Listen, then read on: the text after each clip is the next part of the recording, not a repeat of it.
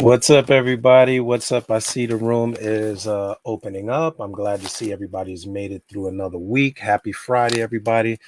Tonight is, look, I didn't even hide the grays for you guys. I'm going au natural. But tonight's going to be a regular night. We're going to have an open discussion. Um, Different thing, different approach.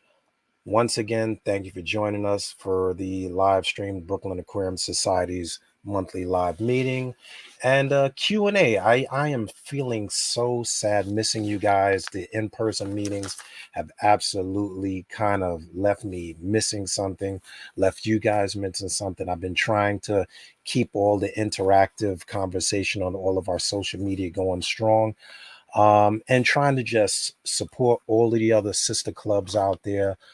Also, shout out to the NEC, the Northeast Council of Aquarium Societies, who has been pushing to do a virtual convention.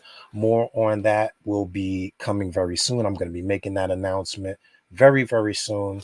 And another announcement is I hope you guys have been following us on Facebook, because I've been answering you guys' questions. I've been supporting all you guys, have been posting your tanks. I'm glad to see that we've passed that 2,000 member mark. So hooray for us. And we're also, Brooklyn Aquarium Society is also going to be celebrating our 111th birthday next month. Wow, 112. No, 112th birthday next month. So I'm going to be planning a special event. We're going to have Todd Gardner speaking next month. I love having Todd speak at our presentations next month. So I'll also be posting the date for that. And by all means, I want you guys to post on that if you want anything specific, if you want more tanks, if you want more auctions, because I got tanks. We got tanks we're auctioning off.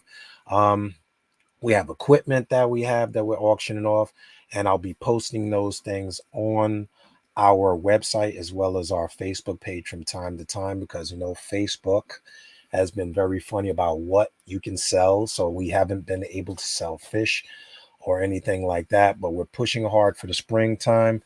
This I'm not even going to give power to the word. This situation that our country is in has been stunting our ability to meet in person. So we're doing more and more virtual stuff, and love to see you guys there. Hello, Bill. I see you guys down there. What's up, Don? I see you testing the equipment. Shout out to all you guys. Love the support. Wow, KJE Aquatics. Shout out to KJE Aquatics. He is at every show. If you don't know about Keith from KJE Aquatics, he has a great website. Even with his cough, he has been there to keep us going. I love the support, Keith. Get some NyQuil or something. I don't want you losing your voice. He's on the couch supporting us. What's up, Angel? Long time. I know, Angel. We've been dying. I got tanks. Before I go any further, once again, this is going to be an open panel discussion. I'm welcoming you guys. If you want to sit in, it doesn't have to be my ugly mug and the gray hair that you sit and stare at. It's going to be a quick and decisive meeting. I've posted quite a few questions on the Facebook page, as well as some of our sister website pages and YouTube channel and other Facebook pages, because you know how I am. I'm all about supporting all the clubs across the board. What's up, Steven? Good evening. If you guys can drop a note in the comment where you guys are coming from, I welcome that too. I see our vice president has decided to drop in on us. Gene, I'm going to bring you in. Hello, folks. How is everybody tonight? What's up, Gene? I'm not hogging the spotlight. I'm gonna That's make. fine. That's I fine. got you in a little window. I just have to shift gears here. Yeah, I'm trying to post everybody just a little note that we have many tanks in inventory that I plan on posting for sale. We have 55-gallon tanks. We have a corner tank. We have nano tanks. We have breeder tanks. I have 40-gallon tanks. We have 20-gallon tanks. So if you guys are looking for anything in particular, go to the Facebook page, Brooklyn Aquarium Society on Facebook. Leave a note in the comments. I just told you 20s, 10s, 55s, 50s. We have multiple tanks. If you haven't something in particular, just post a note on the Facebook page as to what you're looking for.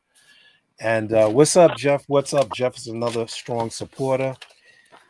Gene, and when we were talking about breeding, and I posted quite a few questions on the Facebook page.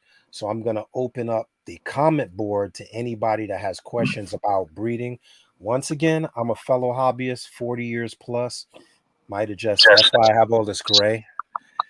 40 years plus, been keeping pretty much saltwater and freshwater aquariums. Been keeping saltwater aquariums since how old's my son? I guess for about 25 plus years. Buddy Bill is also dropping in to the room here.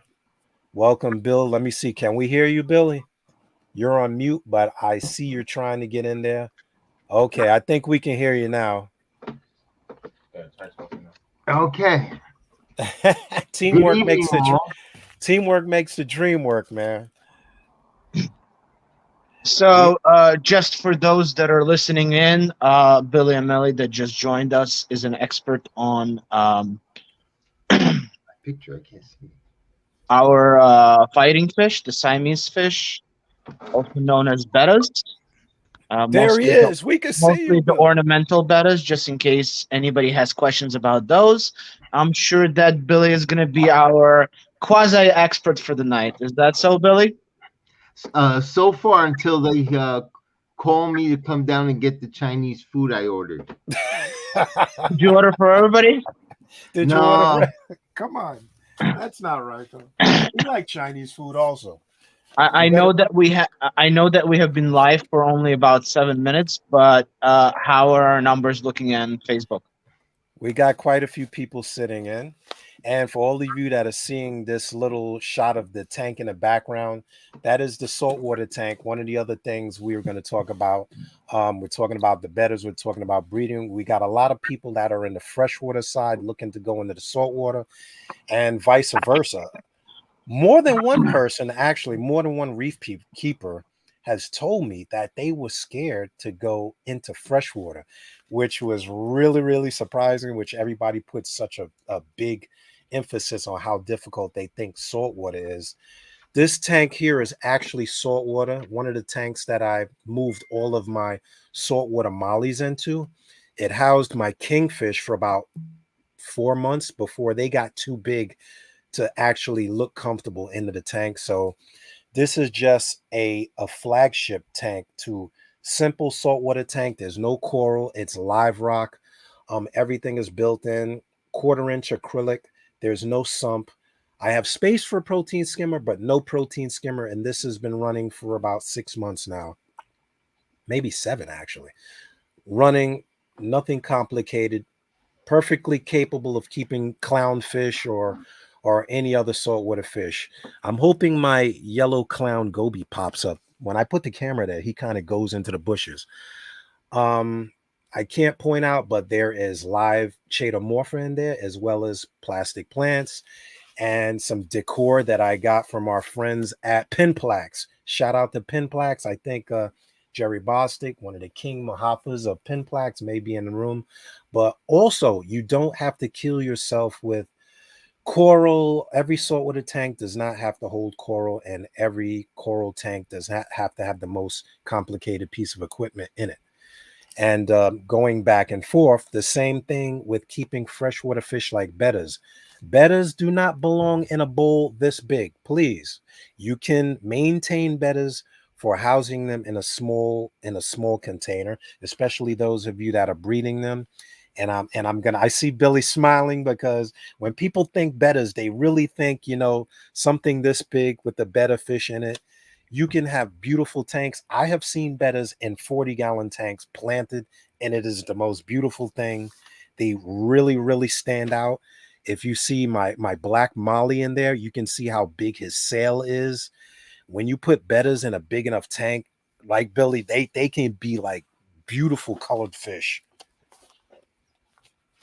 yeah, you just have to keep in mind sometimes in the larger tanks, especially the long fin ones, tend to have a little bit harder time getting around in a large fish tank versus the smaller fish bowl, which is why more people tend to go with the smaller fish bowls. Usually, if you want to go with a fish bowl, I would usually tell you 1 gallon or larger for a Hmm. fish bowl.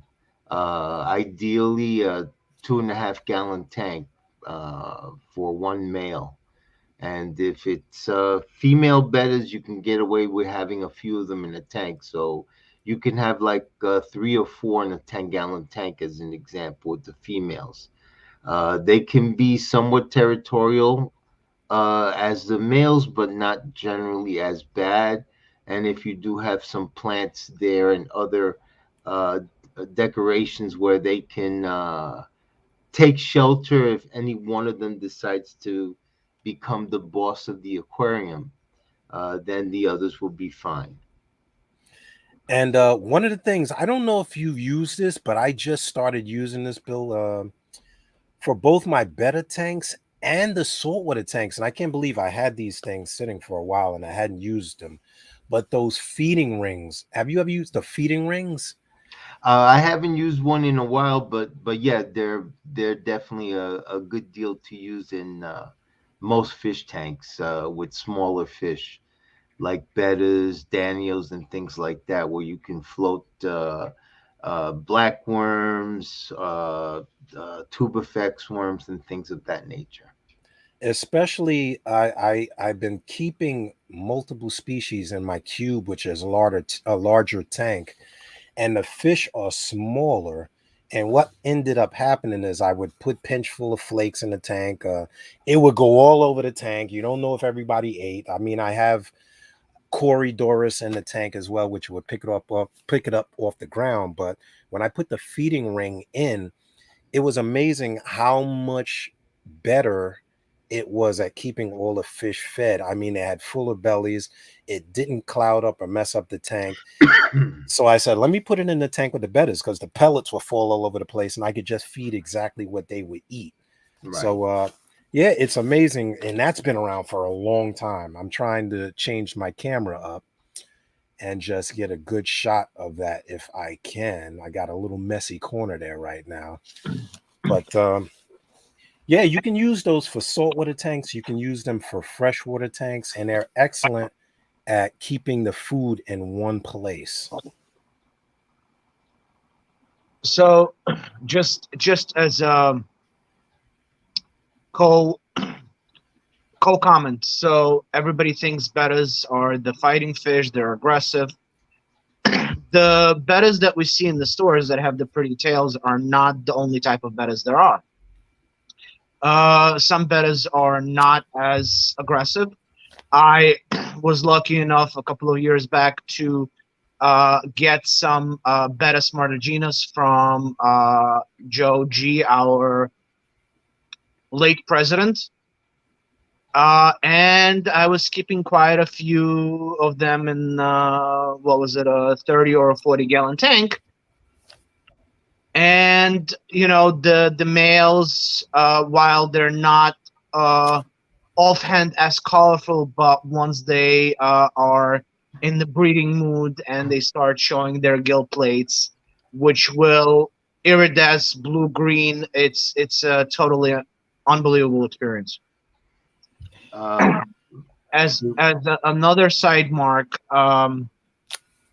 David mentioned that we do have a lot of inventory at the storage unit.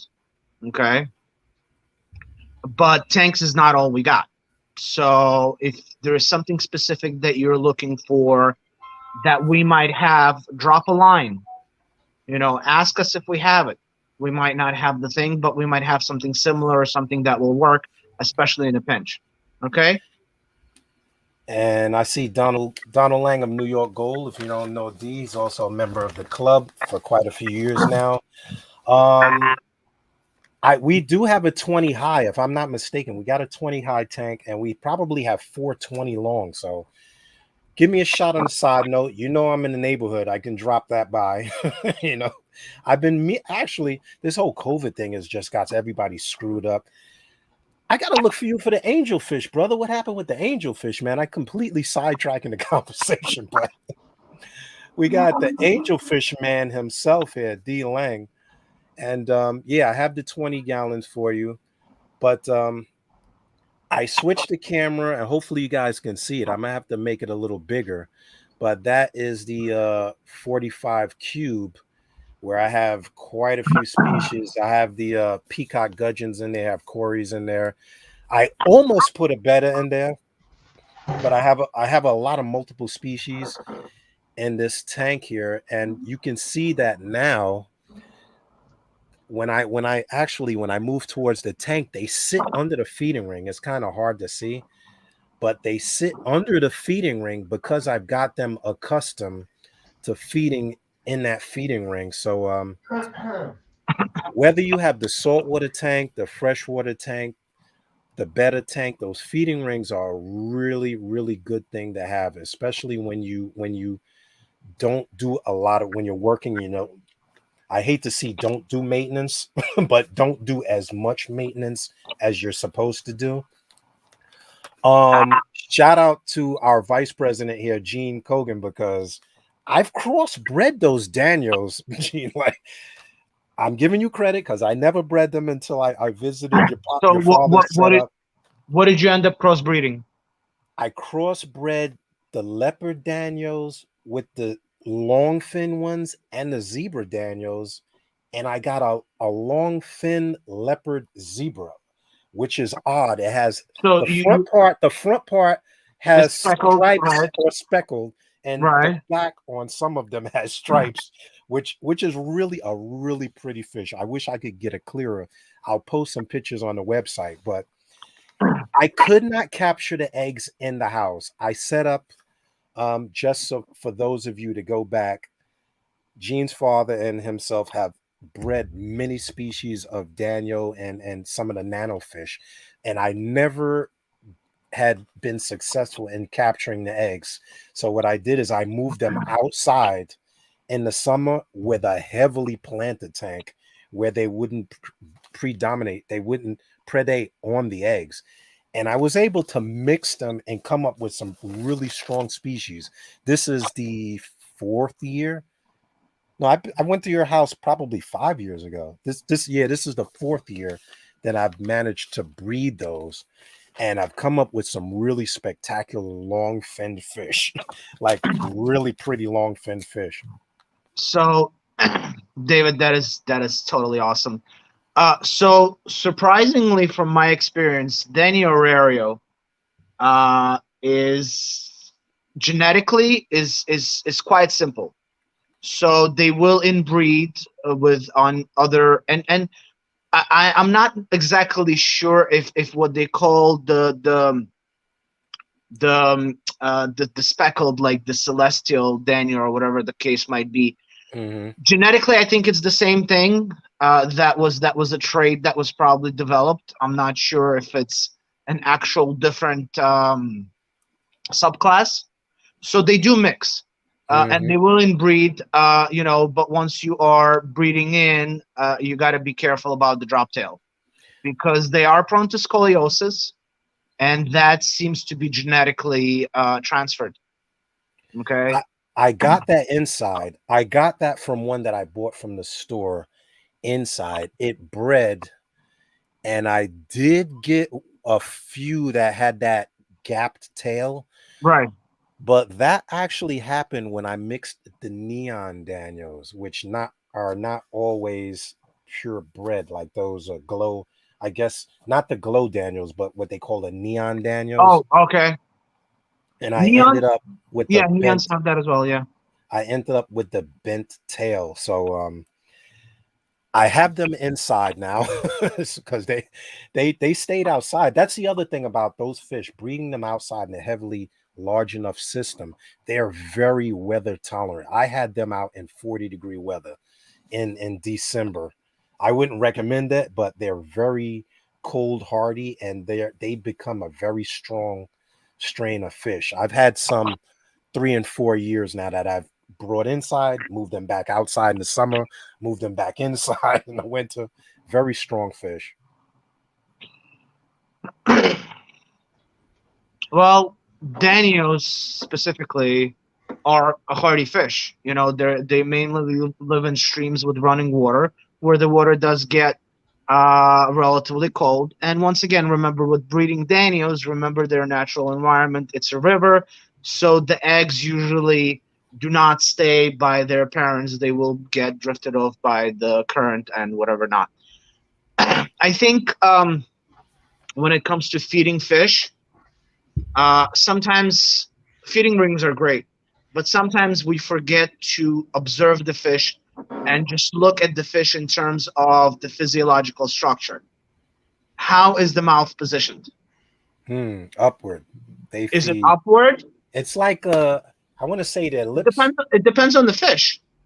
Yeah, some of Look at the Congo tetra, okay, versus let's look at the The regular light gold bearers, tetra. Or I'm sorry. light even bearers. Some of the even like guppies and guppies. swordtails, the mouths are more pointed up as opposed to Daniel, which is more forward pointed. Right.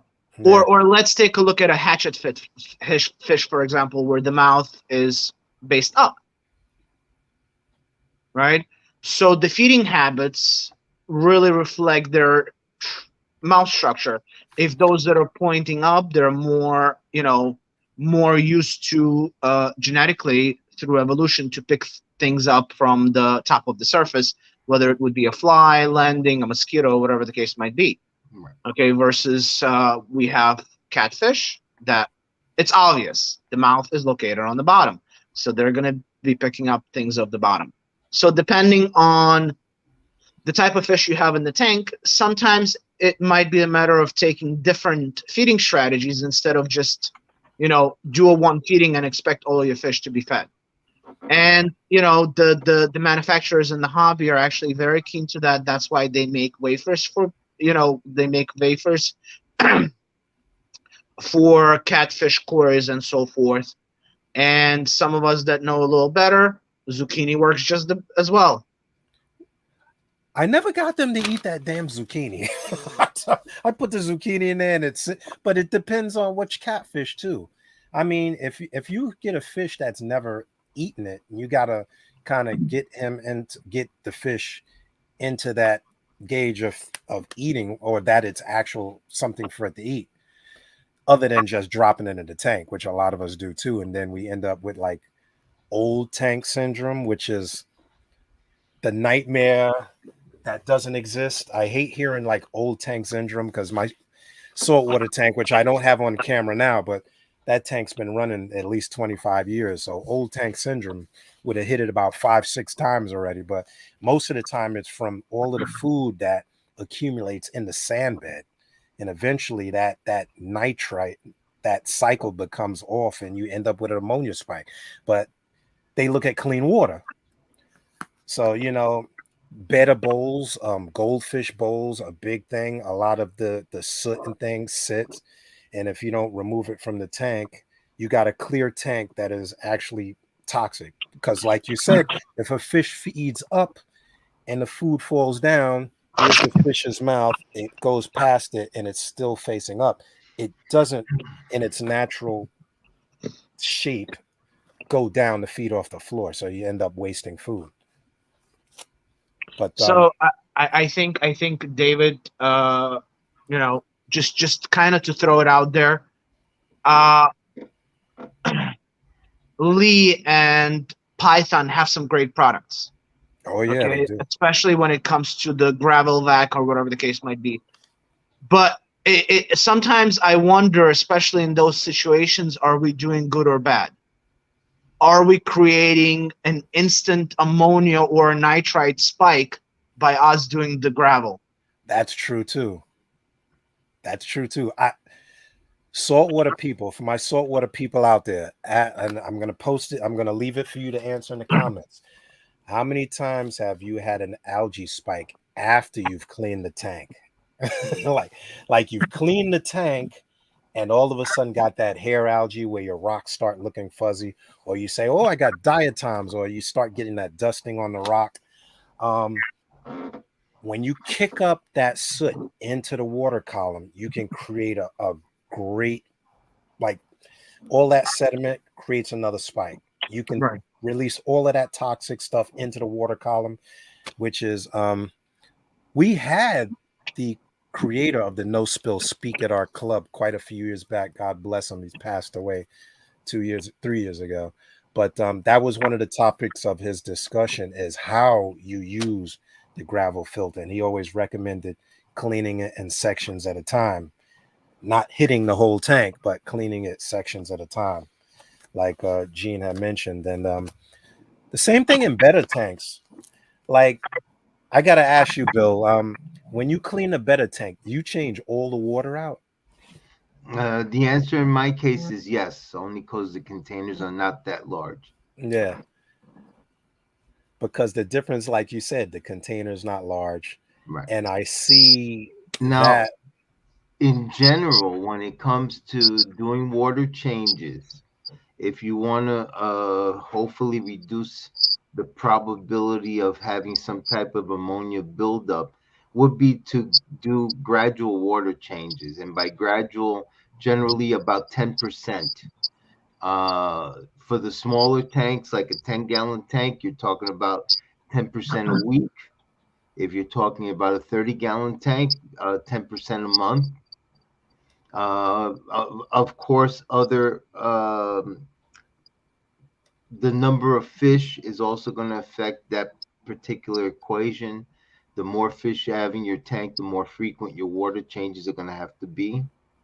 The larger the fish, the more frequent your water changes are going to have to be.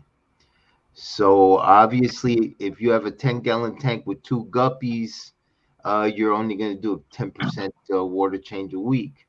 If you have 24 guppies in that same 10-gallon tank, now the percentage is going to have to be larger, or you're going to have to do maybe two to three 10% changes a week in order to make sure you maintain the proper water quality without throwing the ammonia off. Now we got a comment here. I'm going to throw it in here because I love controversy. We got a comment here from Keith from KJ Aquatics. Now he says, no, if you have high nitrates and you change 10%, then you only drop the nitrate level by 10%. And that is very true, depending on what your issue is in the tank, Right. because that is very correct. Now, in a saltwater tank, there's always that has been a long time controversy, and it's coming full circle now because we have a lot of advocates that say don't change the water, and that's going to come up later. I'm not going to jump into that now, Right, but a lot but of that is right. Well, a lot of that is water chemistry. Water there you chemistry go. for your saltwater aquarium is much different than that of a freshwater. Correct. So, thus, water changes are more helpful in a freshwater aquarium, generally speaking, than in the saltwater. Generally, saltwater tanks tend to be more stable. Again, just like with freshwater, the larger the aquarium, the more stable the chemistry. But with saltwater, definitely you don't need to do as much water changes as you would with a freshwater tank same size. And, and that's also a good point too, because now let's say you have a 10-gallon tank. Let's say for most people getting into the hobby, like most people getting kids in the hobby start with like a small tank, 10-gallon, 20-gallon tank. So now you have a 10-gallon tank and you want to change the water because you have a problem. The fish don't look good or what have you. Now, if you change a large amount of water, you can risk shocking the fish,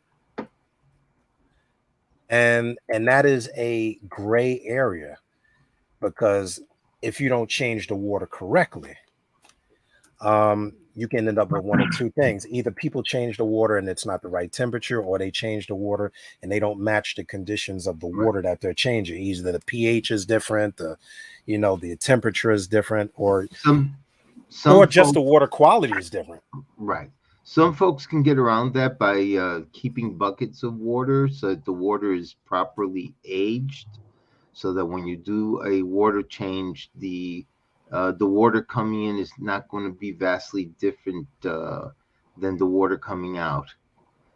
And that's again, generally speaking. There could be exceptions to that, but generally speaking, if you have aged water, if you keep the water a couple. Oh, He does 50% weekly at over 50 tanks. No And issue. that depends on Cool. this. That depends on the system too. But Yeah. when I build a system for people, and I haven't done it in a while for various reasons. When I build systems for people, and I set up their tank, especially 20 gallons. I don't like to set up anything smaller than 20 to 30 gallons. But one of the things I always tell them to get, and it sounds silly when I tell them, Home Depot, get two buckets. Two buckets. Like you said, Bill, 5 gallons of water is always under the tank. It makes it easy. 5 gallons out, 5 gallons in. Boom. You don't even have to think Right. about it. It's not a lot of work. And that is a little bit under a quarter of a water change, but it makes it easy to do. So now if you have a no spill or another water change product, of course you can change more water. But I've learned that the simpler you make it, the more likely you're going to do it and the more often you're going to do it. And he does say that he's talking fresh and not salt. Mm. Salt is the same thing. Salt water is the same thing. I'm working on the talk for that. I was going to do one for another club. The conversion from freshwater to salt, please, people, don't make it more than it is. It's still water. We still talk about chemistry. Um, we still talk about consistency. If you have, like I have here behind me, I showed you earlier, I have what is that, a 40 breeder. I changed 10 gallons of water. Um, it's 2 buckets of water.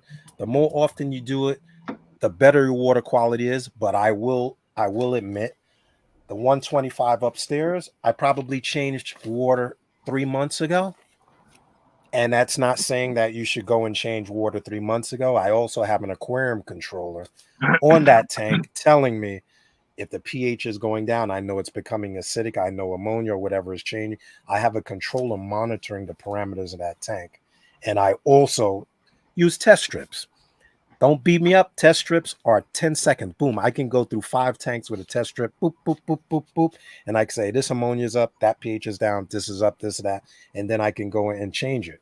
But yes, changing the water, if like Bill and I said and Gene mentioned, the easier you make it, the more likely you're going to do it. Betters in a smaller bowl you can get by.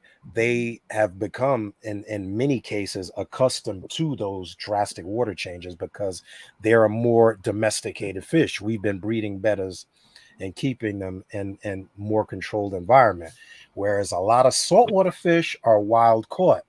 So saltwater fish are used to a very consistent environment. And shout out to our president, Steve's in here. And he also mentions that he believes in small water changes more often.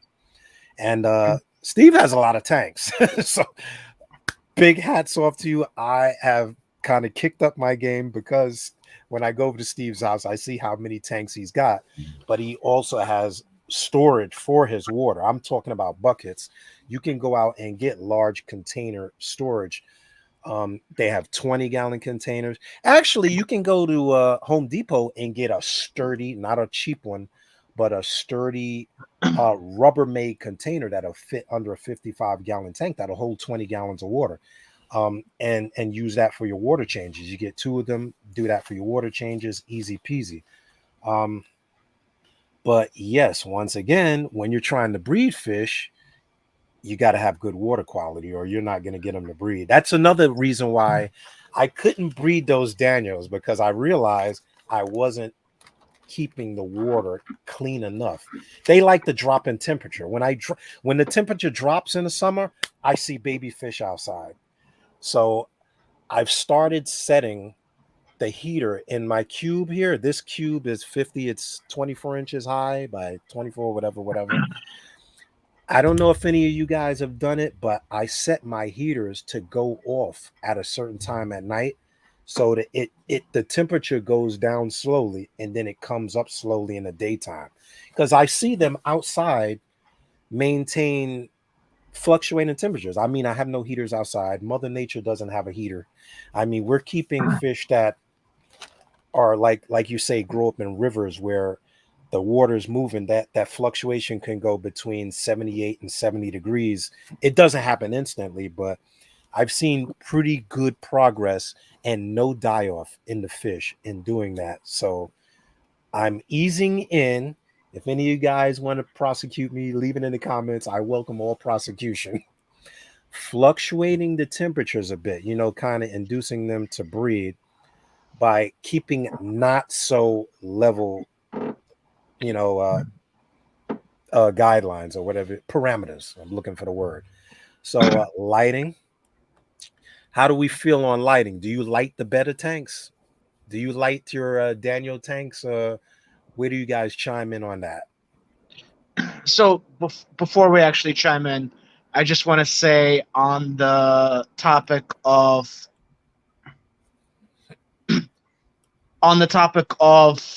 water biology or water chemistry, so to say, when we set up tanks, we have to remember that the natural environment of the fish, whether it's a lake or a river, is an ecological, a biosystem of its own, with the checks and balances where everything is in perfect harmony.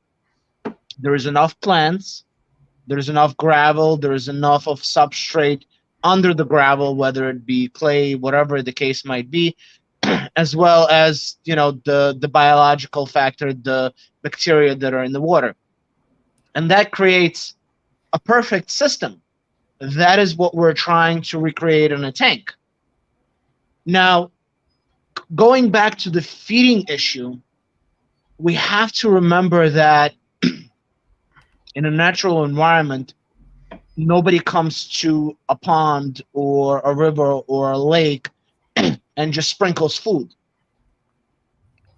So the food, whether it catfish or whatever the case might be, if it's mostly algae based or plant based, and for other fish that will pick off live, smaller crustaceans or pick things up from the top, such as mosquitoes or flies or whatever the case might be.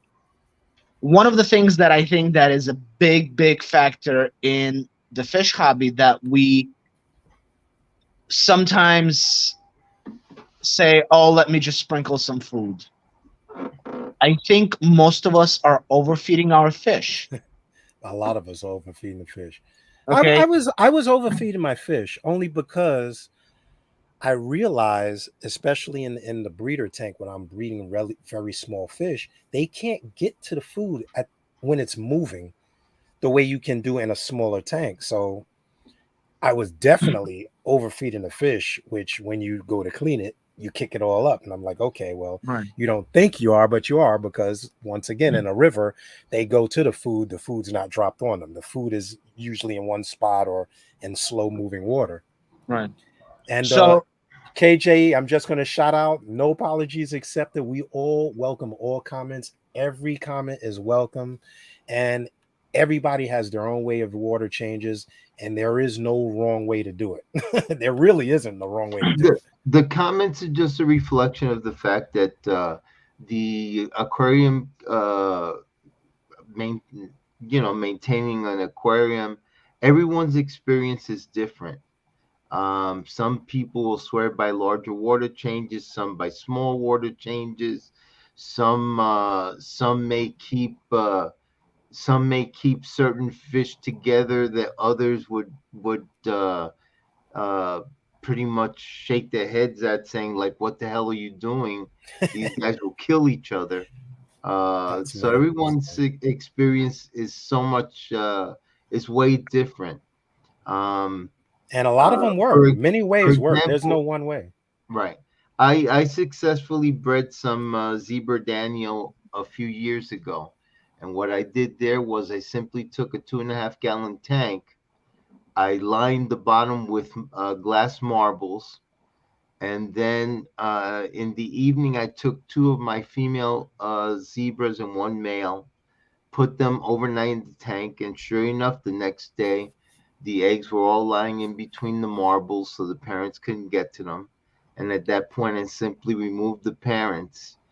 I had I had no thermometer in the tank. I had no heater in the tank. I had nothing in the tank.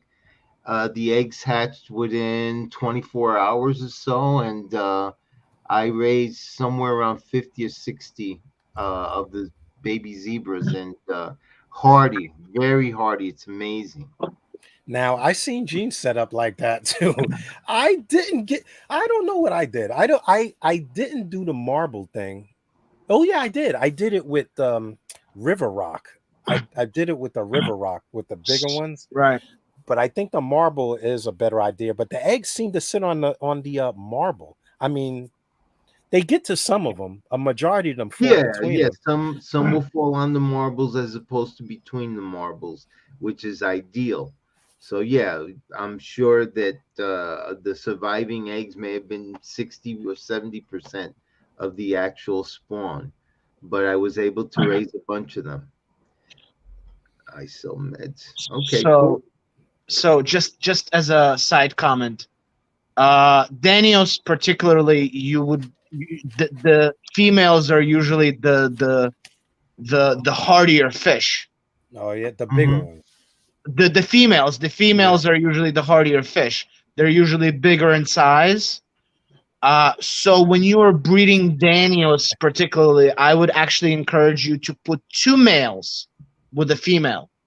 Hmm. Okay. Okay, you do want two males, because sometimes one male is just not gonna do what he's supposed to be doing, and just the introduction of a male and a female in a single tank, the female can simply just drop the eggs without actual fertilization.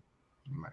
So Well, particularly when we breed Danios, we use a net on the bottom of the tank, which quite often we just get a net. If you've seen the way the oranges come in the box and they have a plastic net over it, hmm you create a frame around 2.5 gallon tank out of plexiglass or whatever, and you just pull the net over it.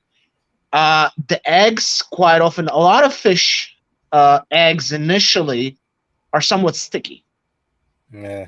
So when you have small holes for the X to fall through, or rugged edges on those holes. Like, if, for example, if you want to use a side of I don't know, a milk crate or something like that, that surface area, they will stick to them just like they will with the marbles.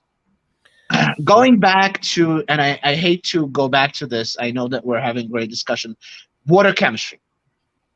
If anybody has ever gone to a lake or a river or any type of a water source that has fish in it, even if you go to the Central Park, or even if you go to the Prospect Park in New York City and you go to the pond with the goldfish in it, remember one thing. We always ask ourselves, well, is it easier to maintain the chemistry in a gallon tank versus a 40-gallon tank, or a 75 or a 90? Take into hmm. account that, yes, you come to a pond and you see a huge school of fish. Realize how big the pond actually is in comparison to the fish. So personally, I would say, if you have the space, it would be a lot easier to maintain and to get ahead of spikes in a bigger tank than it would be in a smaller tank. Yeah. Okay. At one point, my father told me, when it comes to small fish, you should have about one fish per liter of water. So you're talking about three fish per gallon, about two fish per gallon. So if you have a 40-gallon tank and you're talking about small fish, like a neon tetra, hmm you can have what, about 80 fish in there in a 40-gallon. Those are beautiful schooling fish too. They're And very hard to find these days and since I'm the sure, embargo, since and these trade yep, embargoes and things, and and imports. and I'm sure that if you have gone to the New York Aquarium, they do have. I believe they still have the display tank with the discus and the. I believe those are cardinal tetras. Cardinals. Yeah, the Cardinals and the Neons. Now there's a neon goby in the saltwater area. Up there's my clown goby. He came out because I'm not moving. He came out now. But gobies and the neon clown goby in the saltwater side is also a beautiful fish for the saltwater hobbyists.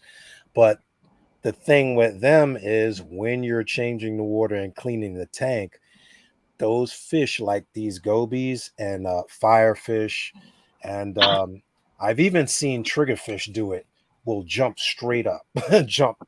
I mean, I've had tanks covered from end to end, and literally in this tank where the overflow is, I had a gap because I was going to put a protein skimmer in there.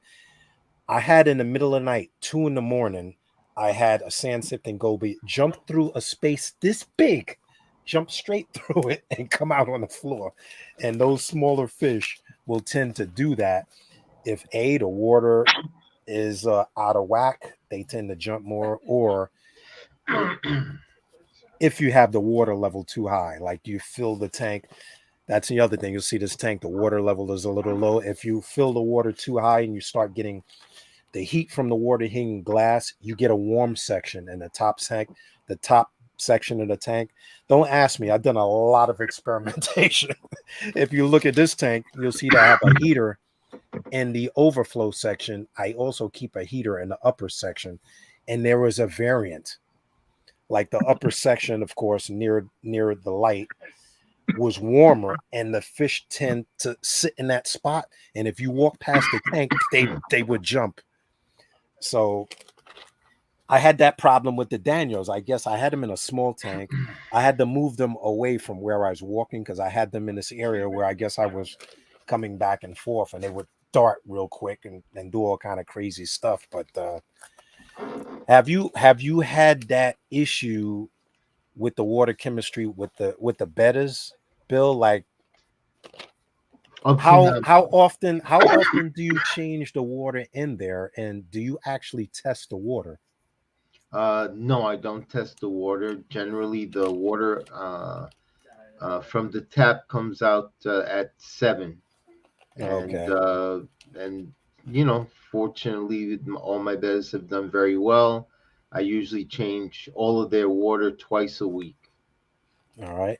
Now the same thing to you, Gene. Do you or your dad, how often do you test the water versus just changing it? Or you just regularly change it? So I would say we don't test the water unless there's a problem. Hmm. So Another one, very popular practice. Most people test yeah, when there's a problem. yeah. I would say that we test the pH more often than we test the ammonia, Hmm. and we kind of have to take into account that the things are balanced. So even though you're thinking that the pH might be going up, other factors in the tank are also going to be going up that you might not test for. Okay, so things might play with each other because you have nitrates, things break up, ammonia is released. So while you're testing, um, Hmm. right, Gary, we love your comment. Jerry is like at home. That's now that a lot of people are working from home, we're actually looking at our fish more. And do we ever realize that when we're out of the house 8 hours a day, three things. Usually you have this thermostat in your house is lower because you're not home. Two, you don't feed them as much because you're not home.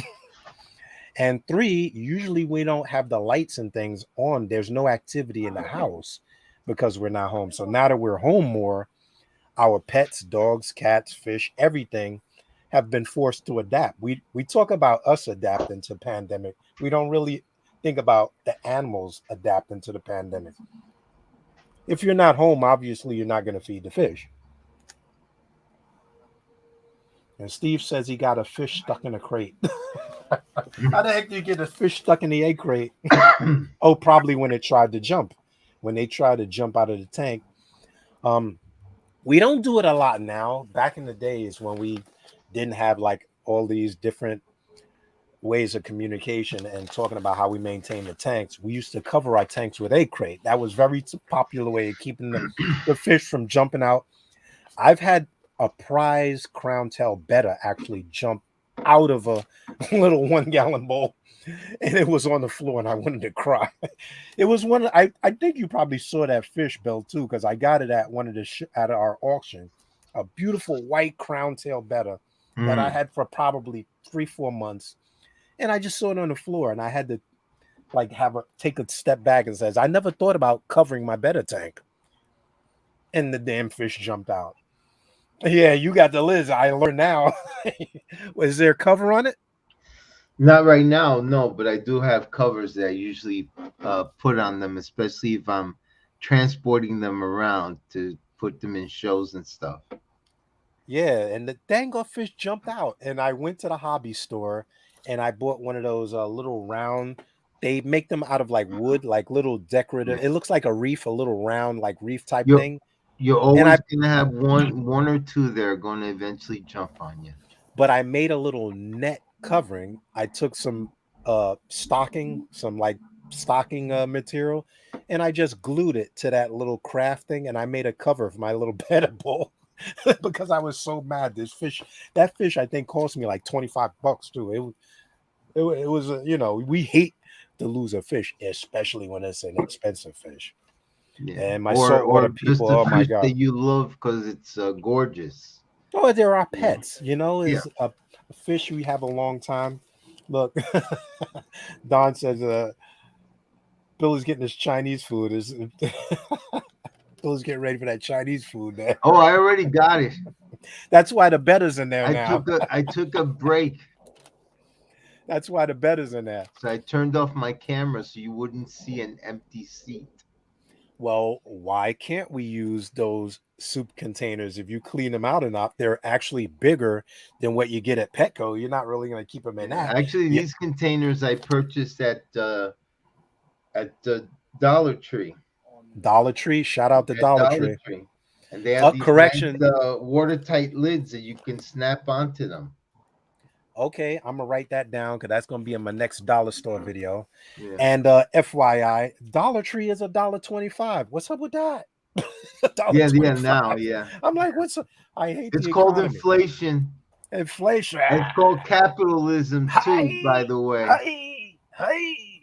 $1.25. I think what we should do is we should open up a new store and call it $1.25 and then sell the name back to Family Dollar. No, then we'll sell them for $1.50. So they just figured calling it Dollar Tree and up didn't make sense, so they just kept it Dollar Tree. All right. So now I'm gonna post a question that we had on the Facebook page here. What is the most important piece of aquarium equipment? Let's start with Gene. What do you think the most important piece of aquarium equipment is? And we got quite a few answers on this. We got some answers on the website that actually surprised me. I mean, besides the tank itself. Okay, that was one. People say the tank. I mean, this is strictly opinion. There's no right or wrong answer. I mean, you would think that the filter is the primary thing, but I try to think of a fish tank in a sense of a biosphere. If everything is balanced well, you do not need a filter. This is true too. The reality of it is if everything is well balanced, you don't need a filter. Things should occur naturally through and when I say no filter, I don't necessarily mean no water movement. Okay? Water movement and filtration are two different things. But now if you had a tank, let's say you have a 400-gallon tank, you're building the tank of your dreams, where does a bulk of your money go in that tank build? Like, what is the piece that you would pour your money into in that tank build? In a 400-gallon tank? 100-gallon. Let's say 100. 100 gallon. Get crazy. 100-gallon tank. It would definitely have to be the filter. The filter? Yeah. The filter. How about you, Bill? If you that you dream tank, To you me, the most important piece of aquarium equipment is the aquarium itself. there you go. You want to find a home to be able to put your fish in, regardless of whether we're talking about finding a good 10-gallon tank for your 2-inch guppies, or whether you're looking for a 150-gallon fish tank for your 20 African cichlids. Being able to find that tank that's going to hold water, that you'll be able to find a good place to put it so that the water level stays stable and so on. But definitely the tank is first. Then I would say aquarium plants would be second to help provide some level of oxygen and so on in the tank for those people who want to keep it natural and not want to use filtration. If you do want to use filtration, you can do a simple air stone, but you can do it in conjunction with having plants as well. You can also do a sponge filter, which also works pretty well. Hmm. Then, of course, the old standby corner filters, and then, of course, then you start moving up to all the power filters, whether hang on the tank or canister, etc., etc. But the tank for me is the most important. And it's funny when we went up to Absolutely Fish. Shout out to Pat Donson at Absolutely Fish. A few years back, we looked at his clownfish breeding facility, which was awesome. They're building a new facility, and I was amazed at how he was breeding all these spectacular clownfish. He had mocha storms, he had rain, he had snow, he had expensive clownfish. He was breeding them with some had box filters, some had sponge filters, and I mean beautiful fish. And that's all it took.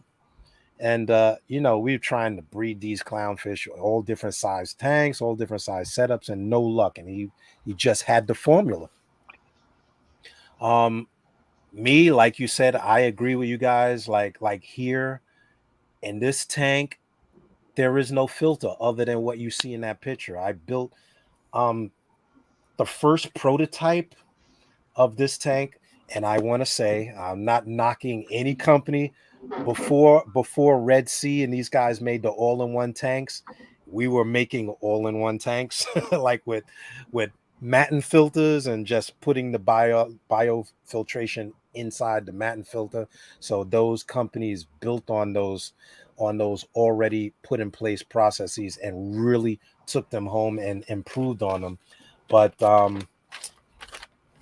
there's a lot of emphasis put on light in a saltwater tank. I have spent a lot of money on light and have had the same results as with a cheap light. This is a light. These are two lights that chain together, and actually, I'm only using one.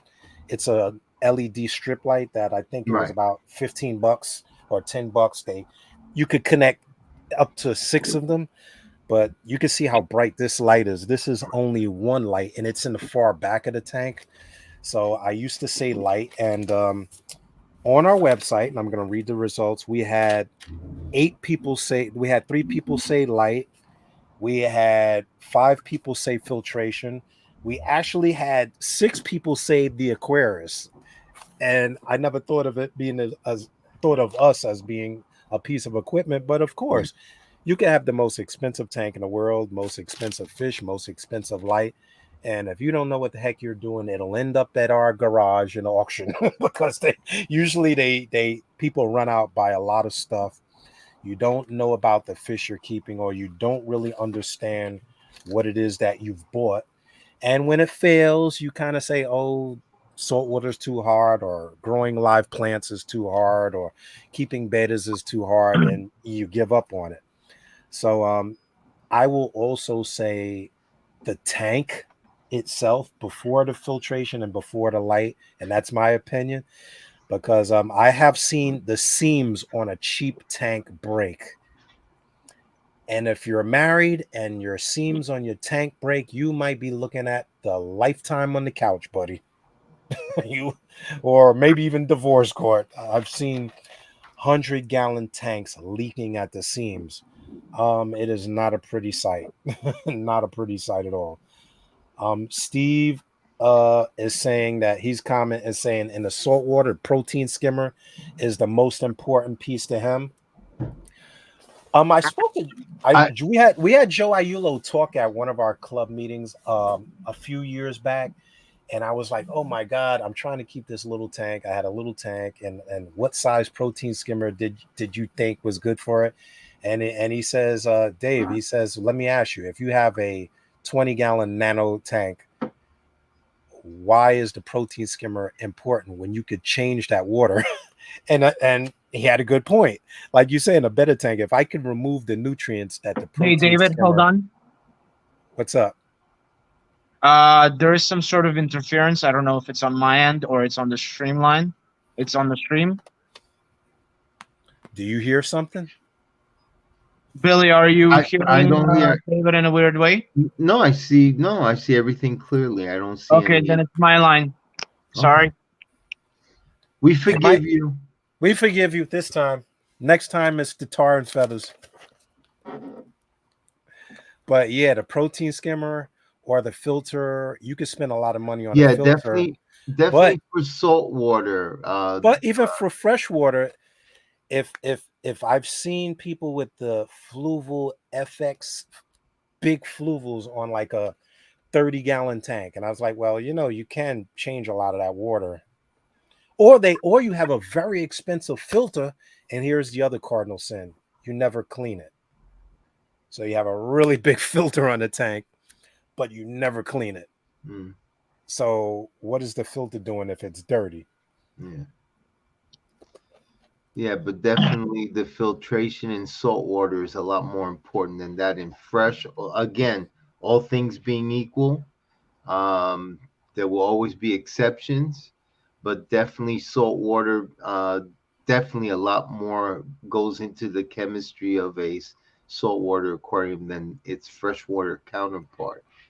But in either case, arguably, if you're a saltwater person, for you, those fish are the most beautiful in the world, and there's nothing in the freshwater hobby that matches it. Oh, there's some And beautiful fish. then there's Don't some sell of the us that saltwater can salt argue, now. well, The freshwater there's a rather. lot of colorful betters, and I'll put them against your We have saltwater betters. angels and butterflies any day of the week.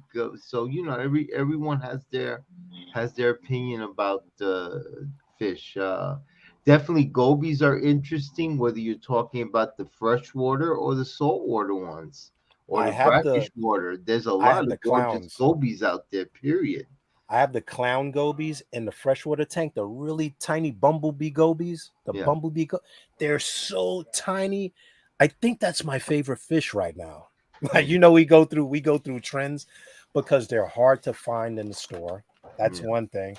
And they're very small, but they have such character, the bumblebees and things. But I'm scared the wrong filter, they go right in. Yeah. That's the other problem with like some tanks you can't put a like if I'm breeding fish, I couldn't put them in and release them into the tank when they're fried because they would have went right in the overflow. I had to actually get mesh. I don't even know where I got that mesh from. I think I cut up something in Dollar Tree and I put it around the overflow and a rubber sink drain, one that didn't have metal. I got a rubber sink drain that I attached with a magnet so that they wouldn't go into the filtration. But filtration was one of the number one. Water, actually, a few people said water is the most important component in the tank. And I have to agree with that also because Right. if the water sucks, it doesn't Yeah. matter what else you got in there. Absolutely. Absolutely. That's true. Knowledge, which is, I guess, the same as the Aquarius, knowledge. One of the least selling items in the aquarium trade, and maybe Jerry, you've been around longer than me. You can even Billy, you can argue this, and I looked it up.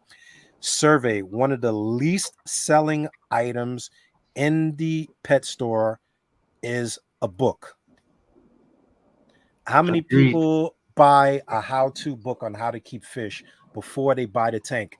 And that is a very, very good fun fact. Right. Thousand Island Aquariums, one of our old sponsors. Thousand Island Aquariums used to be on Utica Avenue. Talking to the owner one day, I went in the store. A guy was spending over $5,000. He was buying everything: saltwater tank. I think it was a 180-gallon tank, saltwater tank. He was buying everything: the tank, the filter, the water, the sand, the grass. He was actually buying the fish, which was what raised the flag. He was buying everything. The guy had everything going into the truck. He had his friend's truck. And I says, not for nothing, have you ever had a tank before? And he says, no, man, this is the first time I'm keeping a tank. I'm buying everything today. I says, this is one of the best books I ever had. It was the Marine Guide to Keeping Species of Fish. It showed you what fish went together, what does it. He says, nah, I don't need that. But he spent over $5,000 Right. on the tank, but he would not spend $20 on a book on how to keep it. So it was very interesting. When I looked up on on fun facts, and out of all the things in the pet store, one of the least selling things are the magazines or how-to books. So Yeah, we just have to keep in mind that most of us, regardless of your hobby, it's all word of mouth. So you go and purchase your first tank, you talk to the salesperson to get some advice as to what to do, and then they'll tell you, and then you go by that advice, and then from there you start going by your own experiences. You find out the hard way what works, what doesn't work, and so on, and either you become more determined to keep the tank and make sure that everything works, or you just throw your hands up and say, I've had it enough. But definitely, books, the internet, always, great reference material there. And of course, the meetings. I mean, that's what all the aquarium meetings are all about. I Uh, miss my meetings so people much. people sharing their experiences with the rest of us.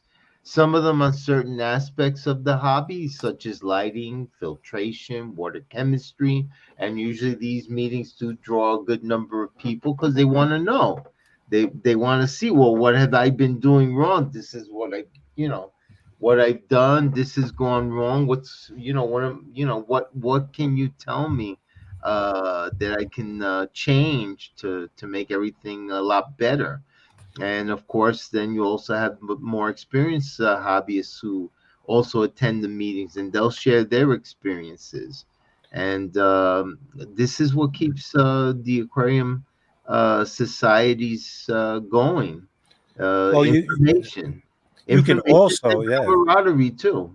you can also see at the meetings, which is why we miss them, that when people bring in fish, oh yeah, this is proof that they know what they're doing. Here's proof that you Right, don't always see on the internet. Like, people can show you beautiful tank, but you don't know how long they've had it. They could have had it 2 years. You could have had it 2 months.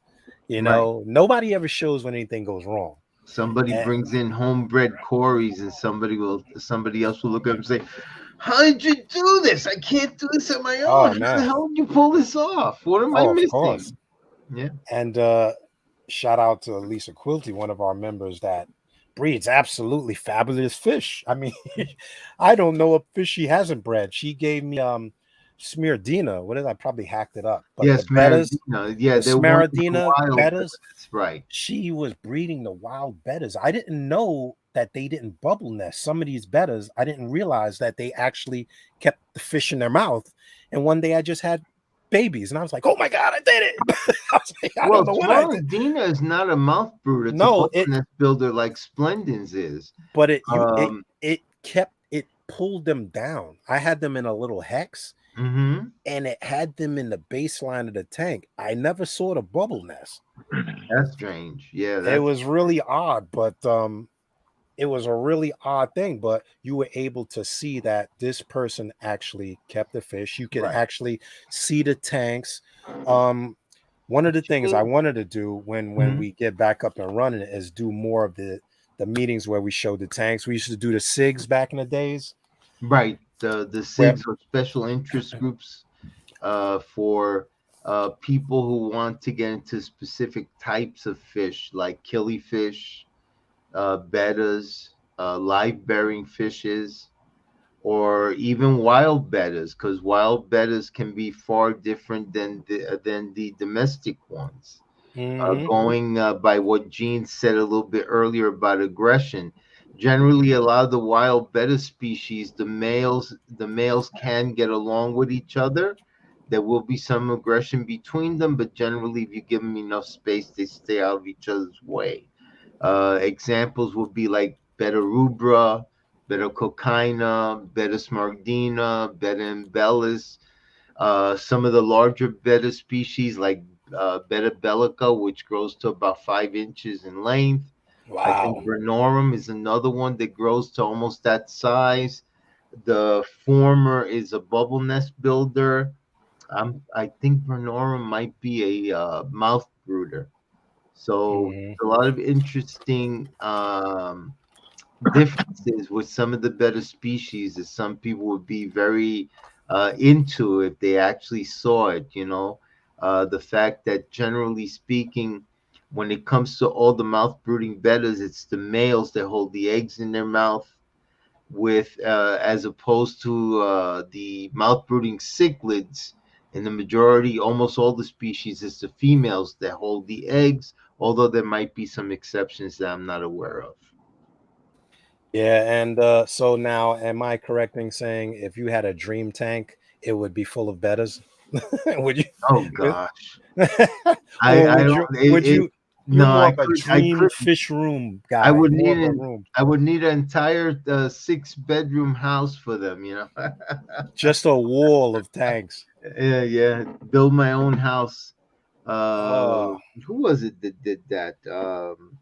and There is an Aquarius who actually built an entire house for his fish, aside from his own home. well, oh man, we went up to see Andrew's tank up in Long Island. Oh Hmm. man, 17,000 gallons. I almost wet my pants. I mean, you can't fathom. Right. We really can't fathom. God rest in peace. Joe and Steve and I went up there, and Bernard. We were like turned into little kids. You can't fathom 17,000 gallons. The space and filtration that went into that system. But Right. the fish, when you put a fish in a big system, it really shows you what it is. Like it's full potential and color and everything. I Right. mean, my dream tank, I thought would be a big tank like that, but seeing how much went into running that tank, I could not handle that. But I always knowledge is king, because we still have too many people out there, and this is goes along with the books, the lack of books being purchased. When a person sees an Oscar, 2-inch Oscar, and says, let me buy that 20-gallon tank, put that guy in there, he should be fine for years. they're usually like this when they buy them, like this big. Then in about I 3 months, they're this big. For what is it? I bought a black Pacu years ago. Yeah, I Yeah, did that. that big for $1.99. When he finally kicked, he was close to 20 inches in length. I had three of them, and by the time they were full size, they were in what is my saltwater tank now. That's how long I had that tank. Um, they were the better of 12 inches apiece. Yeah.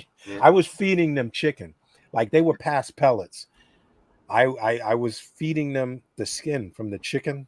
I was Mm-hmm. cutting it up into strips, and they would gobble it up, and they were the most beautiful silver and black. Mm-hmm. But yeah, I mean, you're getting over your head. And Jerry mentioned, the books that I have some of those books that I've had for decades, like Axelrod. I mean, Yeah. one of the greats in William our T. Ennis's encyclopedia. Yeah. encyclopedia of Lots of nice tropical books. fish.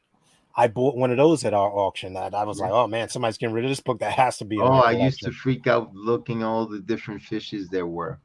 But And fortunately for me, I made it a point of trying to to see what fish would go well together, and also made sure I didn't go overboard with the number of fish, etc. Otherwise, I would have had some trouble. When it comes to the size of a fish and knowing how big they get, I like to tell this story to people.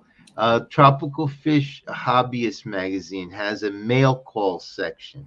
Mm-hmm. I'll say this was probably somewhere in the late 1980s.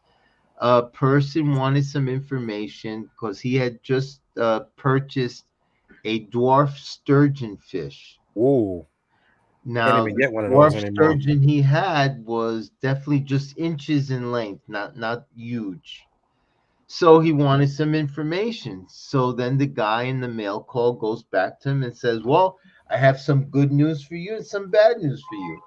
The good news is that if you take good care of this fish, keep it, in pristine conditions, it's going to live to up to 30 years." Okay. The bad news is Good that the caviar dwarf too, sturgeon grows to 9 feet in length. and about And he 3 feet goes, around. and the reason why it's called the dwarf sturgeon is because the largest of the sturgeon family, the beluga, grows to over 30 12. feet. Yeah. So 9 feet is definitely a dwarf compared to 30, but obviously a 9 foot fish is not dwarf to most other people. But it gets some great caviar for the holidays, man. That Oh fish boy, about tell me about $40 an ounce. tell me about it. Well, It's well, we do amazing. that. We do that in the saltwater side and the freshwater side. I mean, a lot of bad purchases go, and then it does a real discredit to both the big box stores. That is a benefit of dealing with the local hobbyists. People like Keith at KJE Aquatics. You can go to his website and you can look at plants and you can ask him about plants. You can email him. Would you recommend this, or what kind of plants are for the hobby or for the beginner, or does this fish eat plants, or you can ask those questions. That's one of the things I never really liked about mail order fish, like Hmm. buying fish mail order, because you really don't know. A lot of fish have different dispositions, or B, you don't really know. A lot of impulse purchases get made. Right. You buy them because you see them in the picture and they buy them, and next it's chopping on your zoas, or it's Yeah, way it's way back you don't know. when I used to purchase via the mail, unfortunately, sometimes the quality of the fish wasn't anywhere up to snuff of what you thought it would be. Yeah, they don't And, ship and well. back then, people were shipping for the first time, so a lot of them made lots of mistakes, and people got lots of dead fish shipped to them. And even though you still see some of it today, a lot of these breeders have gotten a lot better in their shipping practices. They've learned from experience. Some will not ship at all during certain months of the year, which Yeah, makes sense, because of the weather. But on eBay, you can find people who breed gorgeous bettas. On a site like Aquabid, if you're looking for oddball fish, like a lot of the loaches and things of that nature, you may find a lot of good ones there. There are some breeders in Hawaii who breed some beautiful wild live bearers, like some of the uh, Variatus platies. You'll see color varieties that you never thought existed. Some of the wild ones are just gorgeous, just a gorgeous fish. Some of them you don't even see in the stores anymore. yeah, I I used bred to those for a buy, while too. I You used to used be able to to buy find what them, was called back then the Sunset Platies. or the That Mickey was Mouse back in platter. 1973, and it wasn't the orange ones, the orange bodied ones. It was the blue bodied ones that had black specks on them, and then their dorsal fin was a bright yellow, and the tail fin was a bright red color.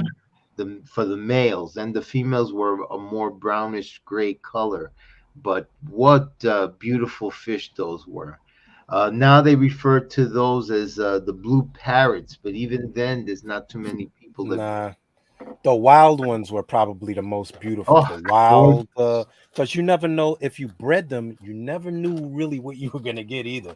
Right. You got all kinds of very. Then they were just like varieties. They were just like varieties. There's no like one strain. It was like a mix.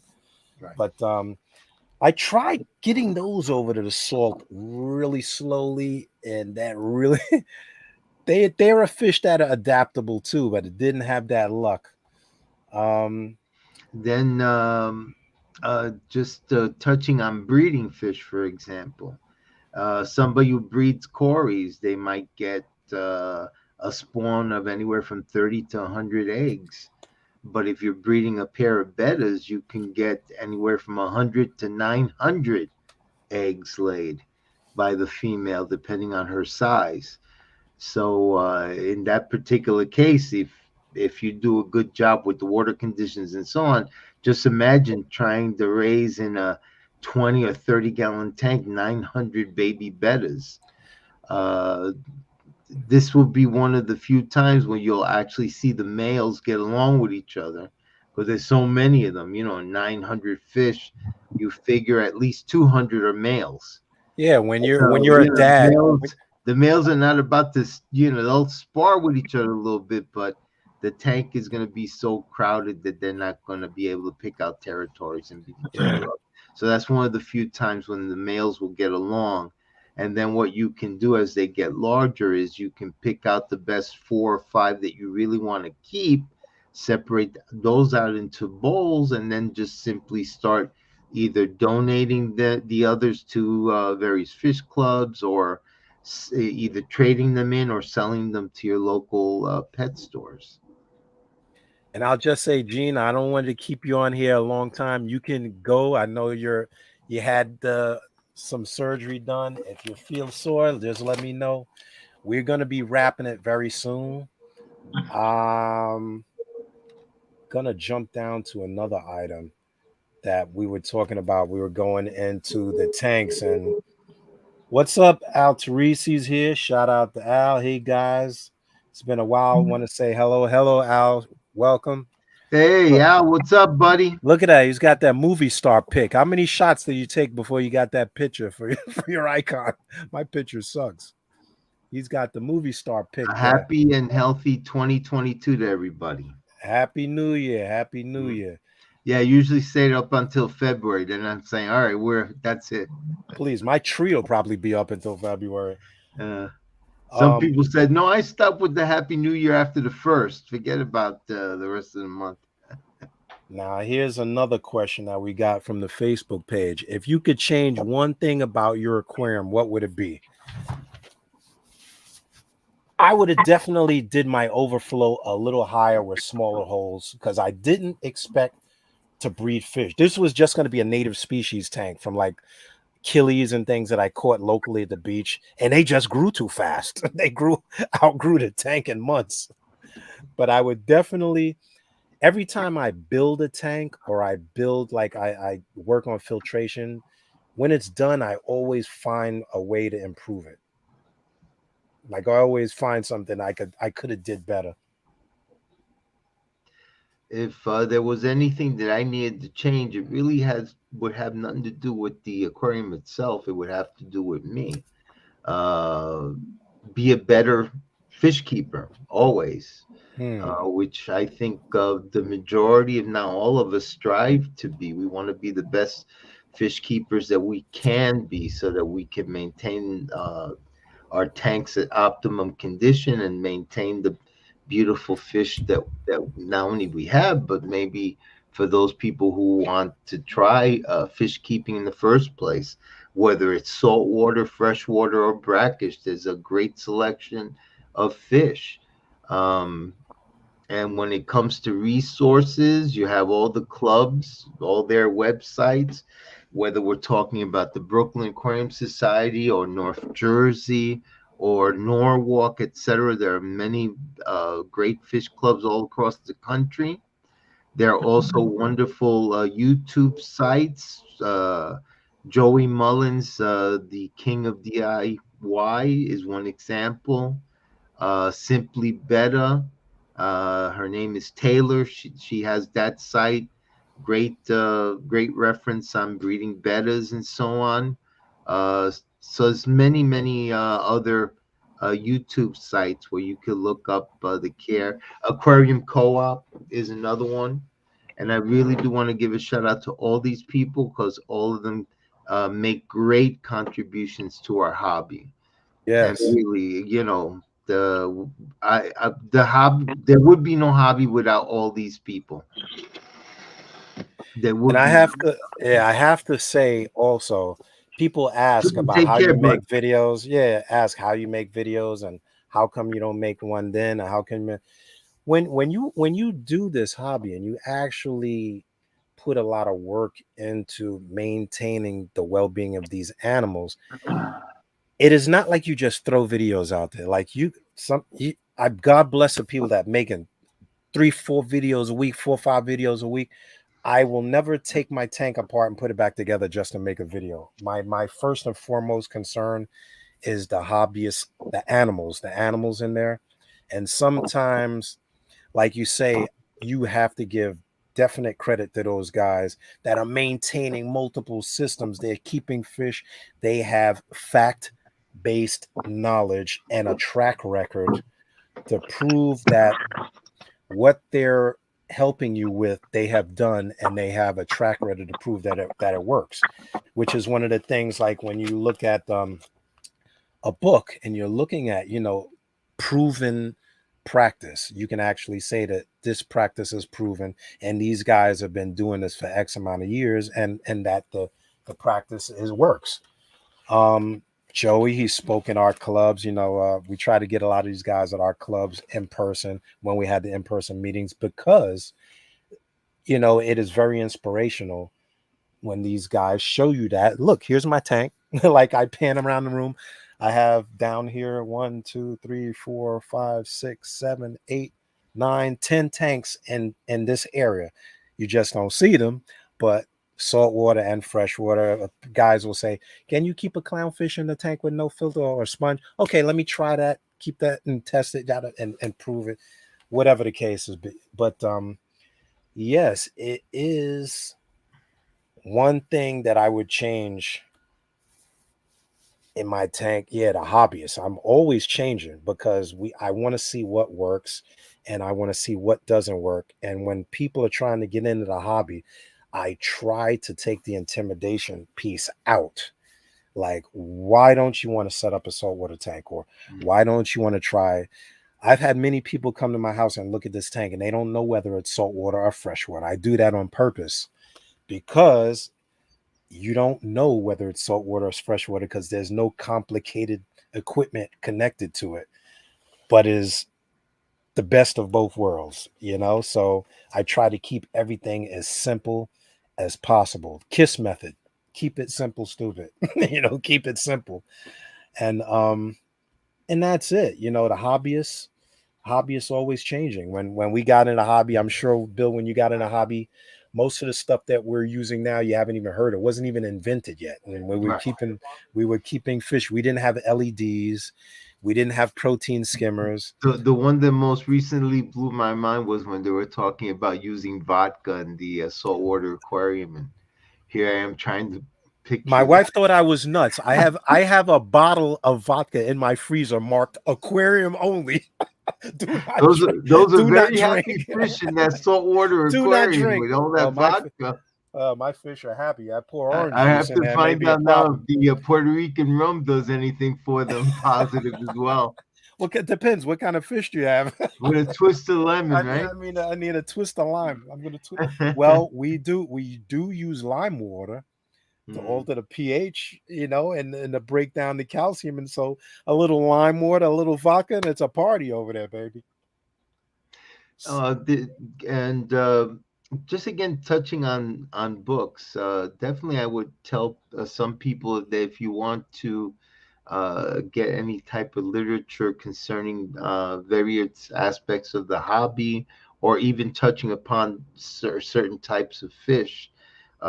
Jack Watley, for example, has written books on discus. It's one of the, he's no longer with us now, but definitely he was one of the most experienced discus breeders in the country. Stan Schubel, one of the greatest when it came to fancy guppies. He still has a book out there on raising, breeding them, maintaining them. And he also, because he was a judge for the fancy guppies when it came to the shows, he would show some of the fish and point out what the judges would be looking for those people who wanted to get seriously into breeding showfish. Hmm. And the Gene Lucas on bettas and so on. There's a lot of source material out there, and I just say that it's wonderful. When I got into the hobby in the '70s, it was just amazing. Not only all the different books out there, but there was so many stores, mom and pop, that And they helped you you. know They sat and talked to you and said, "Oh Tropical no, this Fish is what you need." Supermarket, Al's Aquarium, Ed's Aquarium, Crystal Aquarium on the Upper East Side. They no longer exist, but there was New World Aquarium, Aficionados. Yes. It's amazing, all the God different bless pet Al's stores. Aquarium. You could call me a fish nerd. That Yeah. was my first fish store I ever went to because my barber shop was literally across the street on Nostrand Avenue. And I used to beg my mother, can we go to the fish store? Can we go to the fish store? Can we? So whatever was left over, I would end up going to the fish store. And that was my first aquarium. That was in the 70s. My Boy. first job in was in 1979. I worked at building number 6 World Trade Center for the Wow. Bureau of Alcohol, Tobacco, and Firearms. And during my lunch breaks, just off Church Street, I found Aquarium Stock Company. The store stretched from Warren Street to Murray Street. Amazing store. Amazing Hard to find store. stores now. Hard In and fact, please. when I think of them, I also think of Fishtown, USA, because the stores were laid out almost identical, which made me think that either Fishtown definitely asked Aquarium Stock Company for pointers on how to lay out their store, etc., or maybe at some point the family owned both Yeah. businesses, which in itself was amazing. Um, Well, Tropical Fish Supermarket, you used to pick out your own fish. That was my brother told me I, about that place. but That was the unfortunately, by best. the time I finally went there in the late It was the '90s, 90s. the They were store closed. was, Oh, yeah, it was great. it was terrible. I wish I could have gone there in its heyday And I moved right here. I moved literally blocks away from it, and then yeah. they closed. I was like, that figures. Black Molly's 20 for $1. I said, what? Oh, and you picked them yourself, and you picked out the ones you Yeah, want. yeah. Now we Yeah, I got was a lucky at question my here. mom and pop pet shop. If they had the guppies at 6 for $1, I was Uh, happy. But like 20 for $1, sure. I wish. Now we got a question here, and it is a marine fish related question. I have a pair of Pecula and designer clowns. The Pecula are aggressive towards the designers. Any type that are more likely to get? Oh, okay. I guess he says, are there any type that are more likely to Yeah, get along? this is past my line of But expertise. So I'm I not will, I'm not sure how to I advise will, on this. I will tell you one issue with clownfish. You have to remember species are species. It's not like you can just get. It's like cichlids. Let's compare cichlids. There are some cichlids that you can mix species. You won't put too many species with like red depth. People forget that some severums are cichlids and are may look very similar, but you cannot put all of them together. Um, Clownfish are one of them because clownfish will fight for dominance. And if let's say you put a maroon clownfish with a tomato clown, they are definitely going to fight to the death. They are clownfish are very what is the best term? I won't say they're not so territorial, but they group by species. So you can get what looks like a similar species, and because we've mixed crossbred some of these fish, peculiar clowns are the first more pure strain of clownfish. When you get into the designers, some of the designer clowns are mixed species. Some of the peculiars are mixed with wild caught, some are mixed, so they get very aggressive. I would say stick to specific species or add them all at the same time. You won't get two clowns, put them in a tank for 3 months, and then get a mocha storm clown, and then put them with a peculiar clown because they're going to fight for dominance in the tank. So if you want to try to get another type of clown that's similar to the peculiar clown, you'll probably have to either take the peculiar out and add the other clown and rearrange the tank, but it's very hard to do. The best way to do that is to add all the fish at the same time. It's very tricky in doing that. The only thing I could advise, but unfortunately it might not be practical for that person, would be to get a much larger aquarium and put them That in also. to reduce the aggression. That However, also. that might not be practical in your case, either because of lack of space in the house, or sometimes even the cost. Yeah. Oh, The designer cost. clowns will run you. You can get some snowflake clowns that'll run you 100, 150 a Right, piece. So right. you hate to add a designer clownfish and then Because he a gets picked on. 55-gallon saltwater tank probably easily with all the equipment and everything runs you anywhere from $800 to $1,500. But if now you decide to get a 90-gallon instead of a 55 to cut the aggression down, now you're talking about increasing your cost another $1,000, and that definitely wouldn't be practical. Well, also you when you go to a bigger tank, and I've seen this in people a lot of YouTubers actually do this, and we always talk about it in the sidebars. A lot of YouTubers will promote the fact that they'll go from a 90 to a 200. The big thing is go big, go big, go big, but what happens is we forget about what's involved in going bigger. Um to go from a 55-gallon tank to, let's say, a 75 or a 90-gallon tank is not as big of an expense as people would expect it to be, while you're increasing the footprint and allowing more space for the fish to cohabitate and get along. When you go to a system that's much larger, like from going from like a 55 or 90 to like a 200, now you need more lights because the tank is deeper or it's wider, and what covered a 55 doesn't cover a 180 because the tank is deeper. Or you need more filtration because now you're moving more water, and now your water change, instead of 10 gallons, is maybe 30 gallons of water or 40 gallons of water. So a lot of things go into that. But when you try to mix species like clowns, or also what's another fish that I just had a guy do that, well, I can't even think of it now, and the guy just did that. He bought another species of fish and tried to put them together. Tangs. When you try to get a purple tang, a yellow tang, a sailfin tang, and you try to add one, because it's expensive, you want to go to the store. Tangs that used to be $30 are now like $130 now. So, but you're better off waiting, save the money, add the fish at the same time. If you can add three tangs at the same time, or add three different clowns at the same time in a big enough system, they have much more better odds of surviving, rather than trying to buy one fish because it's $100, and then payday I'm going to wait and buy another fish, and that's another $100, because now that fish has got established, and of course he's territorial. Anybody that lives in New York, a two-bedroom apartment, try adding three roommates and see what happens after about 2 months of fighting for the bathroom.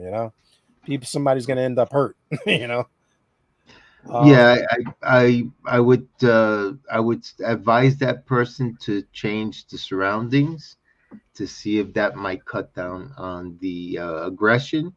Obviously, I wish them the best of luck, because all the clownfish is out there just gorgeous, and I've seen some incredible morphs, like the snowflakes, the black ones, amazing stuff.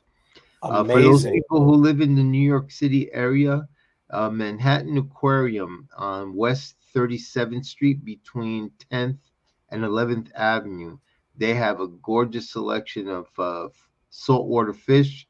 and they have all kinds of different clownfish for those people who want to take a look at them. Beautiful fish, beautiful fish. And if you're not in the New York area, and if you're in the New Jersey area, absolutely Fish has the most Yes, beautiful absolutely. In selection Clifton, of New Jersey. saltwater fish and freshwater fish and plants and clownfish. They're breeding their own stock, so not only are you pretty much guaranteed healthy fish, but what a wide variety, and captive and their bred. So staff is you're and their staff is well trained. The owner very made knowledgeable. sure that his entire staff is very knowledgeable in both the care of fresh and saltwater fish. Absolutely, fish definitely out in New Jersey in Clifton. It's worth going out there. And now, okay, we got another user here. We're gonna wrap it up very soon, so I'm gonna try to go through all these questions. We got another user in here that says, Facebook users, you have to give Facebook when you go into the live stream, you have to give Facebook permission to give your name to StreamYard, and then your name shows up, and it won't say Facebook user. But when you go into a StreamYard stream through Facebook, it'll ask you to give permission. So that's why it just says Facebook user. But now this person says he has a 110-gallon tank, but the peculiars have been in there for Right, a this is couple the of years. same person with the other ones, the designers and the paculas. Hmm. He has So a add some 110 cover. gallon tank, right? He has a 10, but the paculas have been there for a couple of years, so they own the tank. They own it. Yeah, They own it's their block. If they were they in Brooklyn, they'd be wearing do rags and walking in but packs. you could still try changing the location of the decorations. Maybe that might throw them off. Add some caves. You could Yeah. move the rock around. I do that And with my again, big best of tank. luck because again, the clownfish in general are beautiful fish. I can only imagine how nice they look in your aquarium. And they're They're expensive. pretty decent size too now. They're expensive now. Oh yeah, yeah, yeah. Okay, so also, New York Gold said get a divider. I mean, it's not going to fit too good in a 110-gallon tank, but I know they make dividers for tanks up to 55 gallons. So if you're breeding fish or you need to keep them safe, you can get a divider, and that's a solution. Let's see. Notice the name coming up. Split up the team. Yeah, you need to split them up. Okay, Jerry's probably getting ready to clip off here. We're gonna probably get ready to kick off here because it's getting late. We've been going for a while, almost 2 hours here. Well, Colin, you, I hope the audience is satisfied. yeah, right? Are you not entertained? Are you not I entertained? am picking up cichlids tomorrow too. Great. Woo, cichlids! I hope you got What them in a kind? big There's tank. so many. What kind of cichlids you picking up? And show us some pictures on Facebook so we can see who's keeping what. You Did know, we get to African all of them? cichlids are gorgeous. West Africans are very nice, like your crebensis. I Uh, kept crebensis. I kept them yeah. for a long time. I kept Then all your firemouths, which are another Instagrammers. fish. Firemouths, another pretty fish. You don't see a lot of those fish like you used to. I used to see firemouths a Yeah, they lot were more regular. often. A lot more often. Yeah, yeah. Even Let me make Petco, they were regular for the first couple of years, and then they it's stopped dying out. carrying them. Now let me see. I get Beautiful to all fish. of the questions here. I think I got to all of the All kinds of questions. beautiful angelfish. Angels, we Monster Aquarium is carrying blue zebra angels. They're like the old what is it? The old $half size bodies. they They go for also like $18 a piece. they also carry the giant swordtails. The swordtails that are like 2 inches across. Yeah, I haven't seen them in a while. Yeah, the red lyre tails. And All right. also the red Simpson type ones where they have the big dorsal fins but they don't have the Mhm. lyre tail. They've carried both types. Very nice fish. Do you remember, or might be too young to Nassau Pet remember, Shop. Nassau Pet Shop? I never went to the Nassau back then. I didn't I, have a I car back I then. think I may have seen that store, but it's Guppies been three a for a while. dollar. You'll never get three for a dollar anymore. Not you'd be lucky if you get gravel $3 for 1 pound. But before we start wrapping things up, I want to say thank you for everybody that hung in with us. I wanted to also ask you guys like having like general discussions. I like trying to keep a little out of the ordinary, like open discussion, let everybody chime in. We're gonna have in the not so distant future, I want to try going through maybe Google Meet where we can have a lot of you join in on the meeting at the same time if we can moderate it and keep it PG-13. If you guys want to chime in how you feel about having a more interactive meeting where everybody can come in and talk and we can actually auction and have more interactive experience, chime in. I'm going to post that question on Facebook. One of the other things is I'm hosting a raffle. um, I'm going to go get the box, so I'm not disappearing, but maybe I can reach it with my headset. Okay, I just pulled that out. And now for a word from our sponsor. Yeah, right. I have this generous donation from Pinplax that I've been saving here for one lucky winner. I'm not going to tell you what it is. It is a mystery box, but it is going to be a raffle hosted on our Facebook page. For those of you that you can still hear me, right? I didn't kick off. Mhm. For those of you that have stuck with us all this time, an hour and 47 minutes, go to our Facebook page. I'm going to post this raffle question.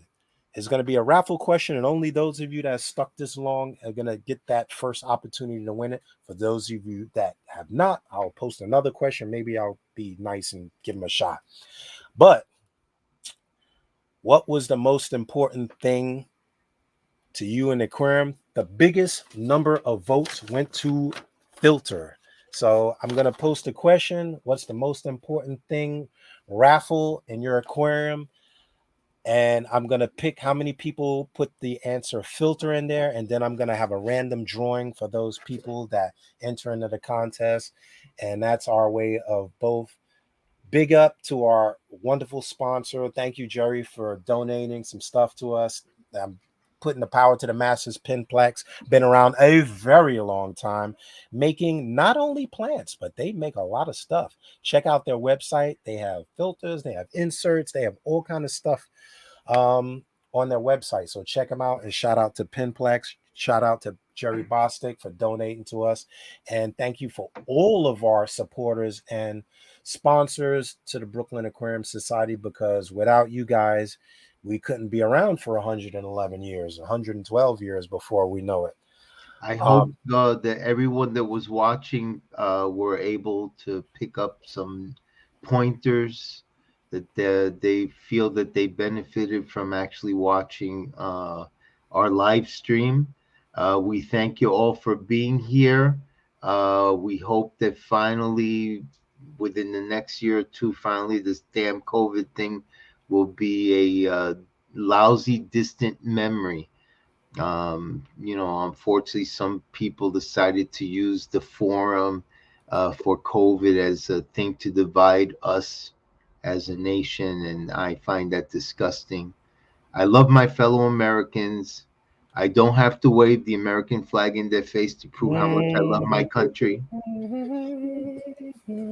We're all human beings. We all should just care for one another, care for ourselves and our families. And again, thank you so much for participating with us here on this live stream. And hope that everyone becomes a much better fish keeper as a result. and if So, you haven't already, click the thumbs up, man. Show us the love. Click thumbs up before all you right. click. Thank you, everyone. Good night, all. Have a great weekend. And next month, we're going to have Todd Gardner. Now, if you guys don't know who Todd Gardner is, you must be living under a rock. Come out from under that rock. Come on, be one with us. Todd Gardner is a wonderful speaker, many, many years of experience. We're going to have a saltwater talk next month, and I'll be posting that in the events section of our website, basny.org, as well as our Facebook page. And I'm getting into the YouTube shorts. Maybe I'll get into that if I got a minute, if I'm not working too many hours. But we're trying to work with the powers to be to meet in person, but you know, it is what it is. We can only try to find a place to meet if they allow us to meet. So stay tuned for that. If and when we find a place, we will let everyone know. And thanks everybody. Thanks Don. Thanks Jerry. Thanks Al. Thanks Steve. Thanks everybody. If I haven't mentioned your name, thank you for supporting us, because it was a real blow last year for me personally when our old president and vice president and supporter of the club, Joe Graffinito, passed away, who was a major backbone of this club. And I vowed to He was God our and 10 other guiding people, force. I vowed to God and 10 other people, these guys will assess at our board meetings, that we will do everything, and I will do everything to keep that legacy going for this club, so that it makes, well, how long am I going to live? At least another 50 years, at There least you go. 160, 170 years of this club or whatever. So thank you guys for all your support. And with that, I'm going to wrap it up, man. I'm going to wrap it up and say good night to everybody. All right. Take care, all.